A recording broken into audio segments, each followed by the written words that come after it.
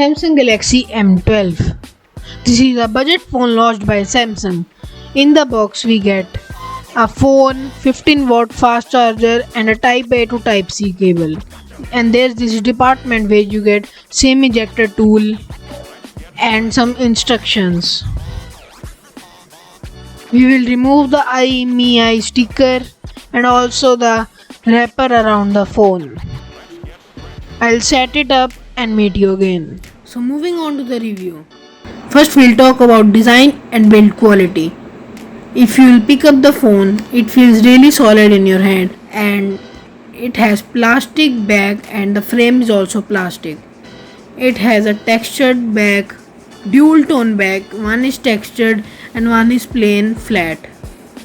The lower one is flat and plain, so it grabs more scratches, but the upper part which is textured doesn't grab any scratches. On the right side we have volume up and down button and power button with fingerprint sensor. The fingerprint sensor works really good, as you can see again. And if we power on the phone, yes, it's really fast for this price point. Face ID is also pretty good. On the other side we have SIM tray. It has a triple SIM slot. On the bottom side we have speaker grills, Type C port, primary microphone and 3.5mm headphone jack. On the upper part we have secondary noise cancellation microphone. The weight distribution is very good. The weight is 221 grams but does not feel heavy. Now coming to the battery section. This phone comes with massive 6000 mAh battery which lasts up to 2 days very easily. It supports 15-watt charging and it comes with 15-watt charger in the box. They should have given 18-watt charging as the battery is very big, but it takes around 2 to 2.5 hours to charge it fully to 100%. This phone comes with a 6.5-inch IPS 90Hz display. The resolution is 720 into 1600 pixels. 90Hz is smooth but it is adaptive. Adaptive means that if you are not using the phone, it will drop the refresh rate, and when you are using it, it will take it up to 90 Hz. The scrolling experience is very good. 90 Hz, yeah, but you will not feel it very much in your day-to-day life. So now talking about watching video. Colors are not that accurate, but yeah, you can watch your videos.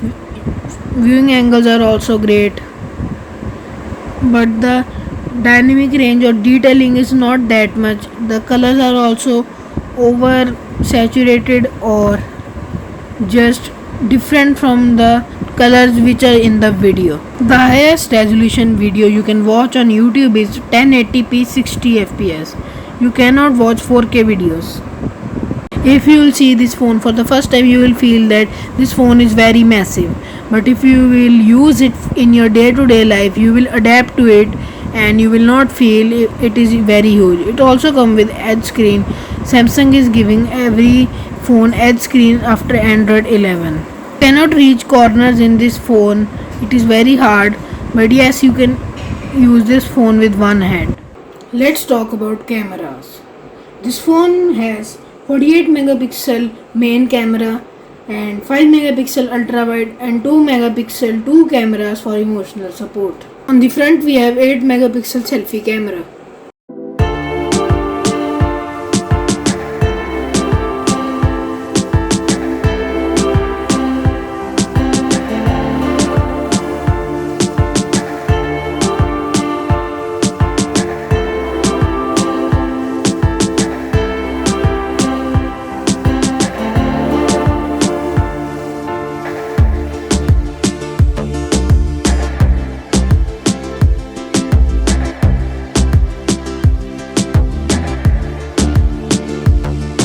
Video is being recorded from M12's rear camera.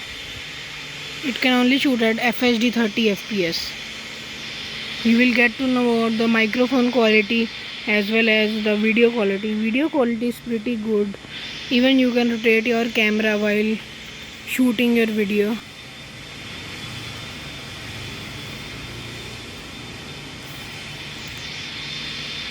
There's some background noise, but you will hear the microphone as well.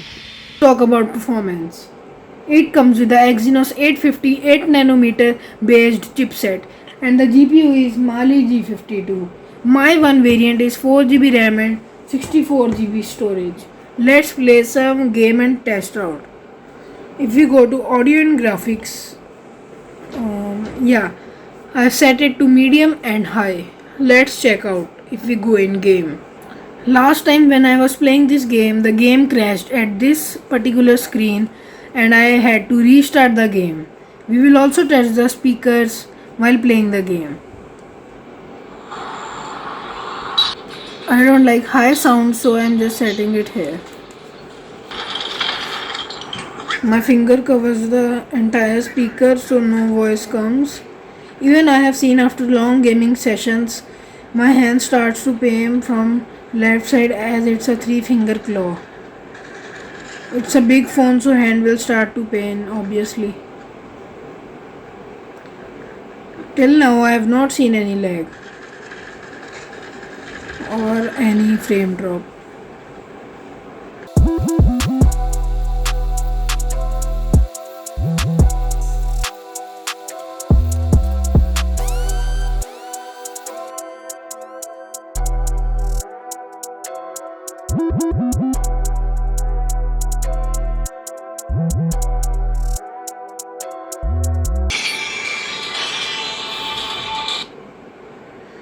So after this gaming session, in between there was like some game lagging a bit and the phone has become warm a lot if I touch on the back, and even speakers were good.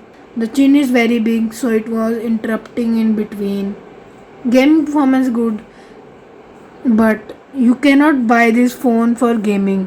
If you want to attend classes or use this as daily driver, you can perfectly buy it.